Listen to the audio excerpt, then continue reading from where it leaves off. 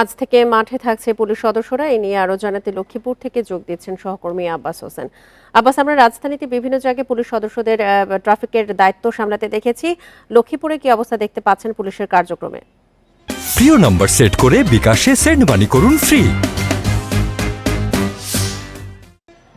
আজকে সকাল থেকে আমরা দেখেছি যে লক্ষ্মীপুরে যে ট্রাফিক পুলিশ রয়েছে, এই ট্রাফিক পুলিশ কিন্তু তারা প্রত্যেকেই 5টি উপজেলার যে বিভিন্ন পয়েন্ট রয়েছে সেখানে কাজে যোগ দিয়েছে।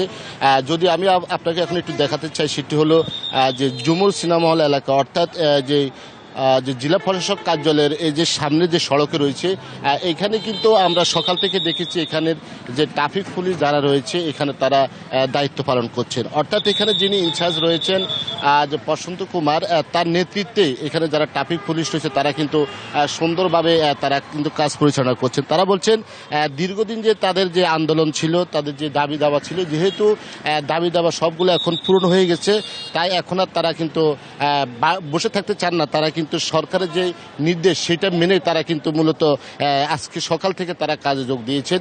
এই বিষয়ে কিন্তু আমি এখানে কথা বলেছি যে যিনি যে ট্রাফিক পুলিশের যিনি ইনচার্জ রয়েছে বসন্ত কুমার, তার সাথে তিনি বলছেন যে আজকে প্রত্যেকটি উপজেলা, অর্থাৎ যে জেলার 5টি উপজেলা রয়েছে, প্রত্যেকটি উপজেলার বিভিন্ন সড়ক এবং বিভিন্ন গুরুত্বপূর্ণ স্থানে যেখানে যানজট সৃষ্টি হয় এবং যে সড়কে যেন শৃঙ্খলা ফিরিয়ে আনা যায়, সে ধরনের কাজে তারা মাঠে নেমেছেন এবং তারা যে সারিবদ্ধভাবে তারা কিন্তু গাড়িগুলো চেকিং করছেন এবং যানজট নিরসনে তারা কাজ করছেন। তারা বলছেন যে এটি যে দীর্ঘদিন আন্দোলন সংগ্রামের পরে যে কর্মবিরতি ছিল, যেহেতু এই কর্মবিরতি এখন পর্যন্ত নেই, তাই কিন্তু তারা মাঠ থেকে আজকে থেকে তারা কাজ শুরু করেছেন। এর আগে কিন্তু আমরা দেখেছি বৈষম্য বিরোধী ছাত্র আন্দোলনে যে কর্মীরা রয়েছে তারা কিন্তু যে এতদিন তারা কিন্তু সড়কে তারা কিন্তু কাজ করছেন এবং তারা শৃঙ্খলা ফিরিয়ে আনার জন্য তারা স্বেচ্ছায় কাজ করেছেন। এর বাইরে লক্ষ্মীপুরে যে 6টি থানা রয়েছে, রামগঞ্জ, রায়পুর, রামগতি, কমলনগর এবং সদর চন্দ্রগঞ্জ, এই প্রত্যেকটি থানাও কিন্তু পুলিশের যে কার্যক্রম, দাপ্তরিক কাজ সহ অন্যান্য যে কার্যক্রম সেটি কিন্তু তারা শুরু করেছেন।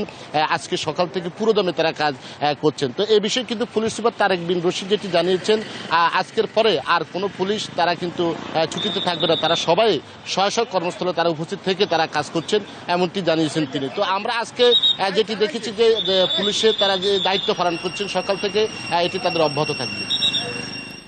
লক্ষ্মীপুর থেকে ট্রাফিক পুলিশের দায়িত্ব পালনের সবশেষ তথ্য নিয়ে জানাচ্ছিলেন সহকর্মী আব্বাস হোসেন।